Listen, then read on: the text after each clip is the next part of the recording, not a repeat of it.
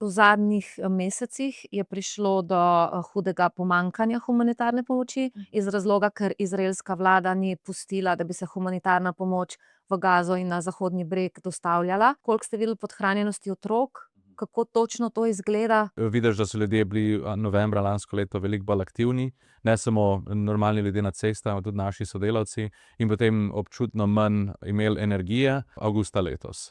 In vidiš, po ulicah hodijo povsem zmedeni, težko držijo recimo eno črto hoje, ne umikajo se prometu, torej pač več kot očitno je, da ljudje nimajo več energije za karkoli ekscesnega, razen tega, da pridejo verjetno iz točke A do točke B, ki očitno je izjemno pomembna. Najverjetneje bojo hodili tja iskat humanitarno pomoč. Kako je izraelski oblasti uspelo vzgojiti tako brezčutne ljudi? Denimo, vi rabite psihoanalizo za to, da lahko te stvari preživite. Težko analiziram ta dejstva. Imamo neko primerjavo z našo lastno propagando, ki se že par let recimo usmerja v izjemno skrajno desno in se ustvarja recimo ksenofobija do muslimanov na splošno, do migrantov, do beguncev in tako naprej. In pač po letih in letih take propagande in po tem, ko politika na desni in potem vedno bolj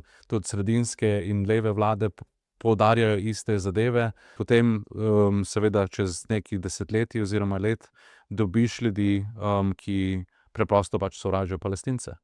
Izjemno veliko jih podpira vlado, izjemno veliko jih podpira trenutno vojno v Gazi,